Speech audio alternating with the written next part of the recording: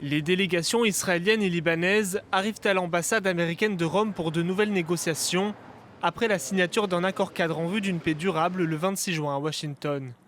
L'enjeu, le retrait progressif de l'armée israélienne du sud du Liban et la prise de contrôle de la zone par l'armée libanaise, qui s'engage à empêcher toute présence du Hezbollah que combat Israël.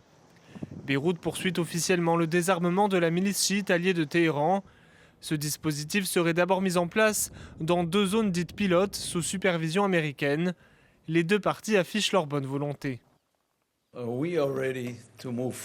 Nous sommes prêts à aller de l'avant avec la mise en œuvre de ces 2 zones pilotes.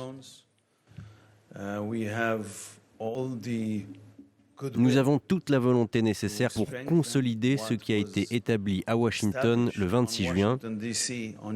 C'est historique. L'armée libanaise est prête à prendre progressivement le contrôle des localités dont l'armée israélienne se retirerait.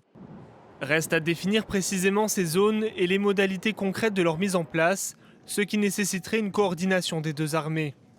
L'armée israélienne maintient pour l'instant une présence sur une zone tampon de 10 km au nord de sa frontière avec le Liban. Elle a évacué les habitants et y mène régulièrement des frappes. Cette présence vise selon Israël à lutter contre le Hezbollah, qui tire régulièrement des missiles ou des roquettes vers l'État hébreu. Ces derniers jours, l'armée israélienne a publié des images de ce qu'elle présente comme des tunnels du Hezbollah au sud Liban, qui sont ensuite détruits par des frappes.